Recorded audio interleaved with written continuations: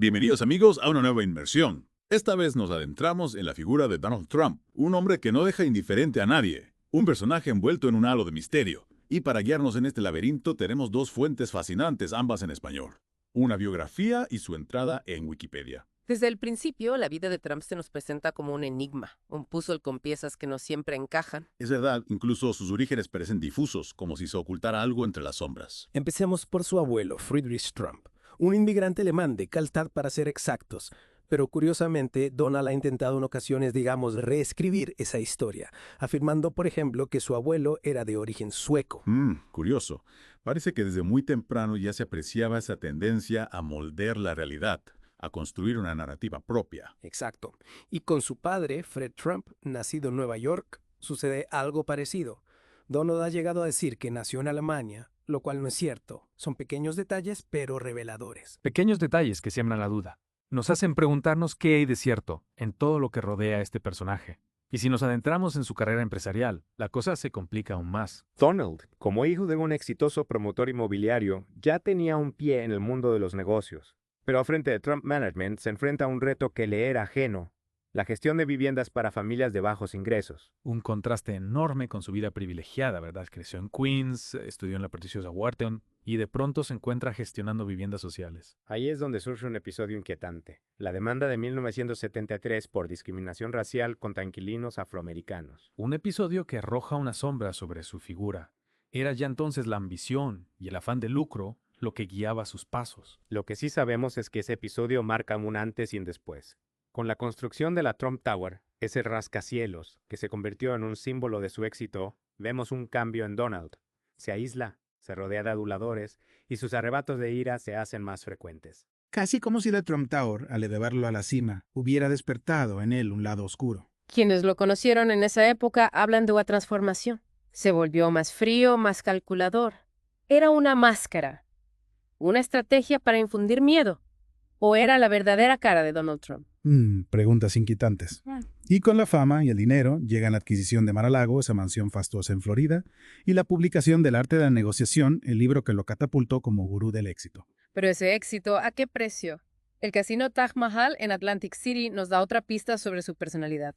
Un proyecto que prometía ser la octava maravilla del mundo y que acabó en un desastre financiero. Un pozo sin fondo. Invirtió una fortuna, incluso hipotecó otros negocios para intentar salvarlo. Y cuando el analista Marvin Rothman predijo el fracaso del Taj Mahal, la reacción de Trump fue violenta.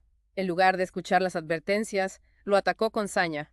Esa negativa a aceptar la crítica, a reconocer la posibilidad del fracaso, es un signo de inseguridad, de un ego desmesurado. Lo cierto es que el Taj Mahal se declaró en bancarrota al año siguiente. Y ese episodio nos muestra una faceta de Trump que se repetirá a lo largo de su carrera, su incapacidad para asumir la responsabilidad de sus errores. Y también su tendencia a culpar a otros. Una tendencia que se hace patente cuando hablamos de su fortuna. Él se define como multimillonario, pero las estimaciones de Forbes y Bloomberg pintan un panorama diferente. Es un misterio que se alimenta de su negativa a publicar sus declaraciones de impuestos. ¿Qué esconden esos documentos? ¿Por qué tanto secretismo? La opacidad que rodea sus finanzas es una pieza clave del rompecabezas. Y es en este contexto, con tantas sombras y dudas, cuando surge su candidatura presidencial en 2016. Una jugada inesperada que nadie vio venir. Una candidatura improbable, sí, pero que supo conectar con un sector de la población desencantado con la clase política. Pero ¿cuáles eran sus verdaderas motivaciones? ¿Qué buscaba realmente Donald Trump? Un mensaje, un discurso, con una mezcla explosiva.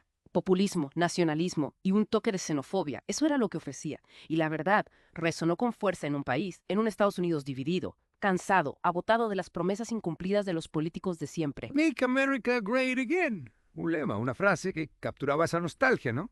Por un pasado mejor, un futuro glorioso, un futuro con empleos, sin inmigrantes, con Estados Unidos como el número 1. Y Trump, con su estilo agresivo, sin pelos en la lengua, despreciando las normas, se presentaba como el único capaz de hacer realidad ese sueño. Un líder, un hombre de acción, que no temía enfrentarse a las élites, a los medios, a los enemigos del pueblo. Un personaje casi mesiánico, ¿no? Que prometía restaurar el orden, la grandeza perdida. Y lo increíble es que lo logró.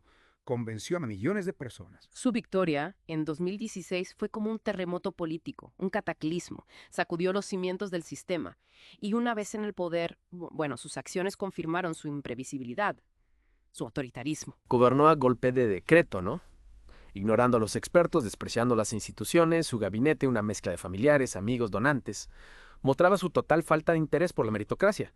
Lo que le importaba era la lealtad. Sus políticas, a menudo contradictorias, respondían más a sus impulsos, a sus caprichos, que a un plan, a una estrategia. Las guerras comerciales, sus ataques a los aliados, el acercamiento a Putin. Un caos constante, una incertidumbre que tenía el mundo en vilo. ¿Qué iba a pasar ahora?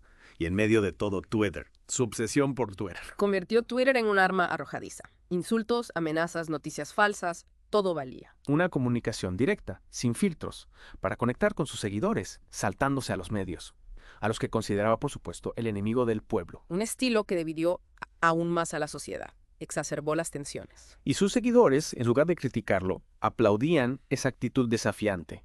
Veían en él un reflejo de su propia rabia contra el sistema. Esa conexión emocional, esa identificación con el líder se fortalecía con cada escándalo. La lógica, la razón no tenían cabida. Su presidencia fue como una montaña rusa, de la euforia a la indignación, del asombro a la desesperación. Un espectáculo grotesco, pero a la vez fascinante. Un espectáculo que culminó con el asalto al Capitolio.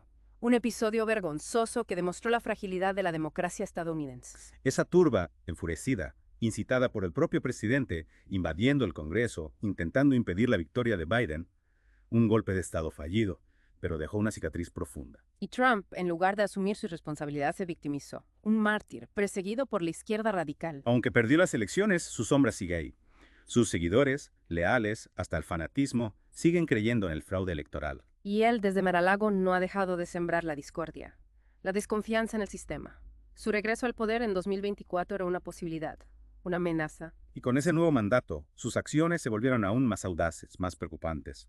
Los indultos a los asaltantes del Capitolio. Una afrenta a la justicia, normalizando la violencia política. Y la formación de un panel para investigar el comité del 6 de enero. Intentando reescribir la historia. Y mientras tanto, las demandas por acoso sexual se acumulan.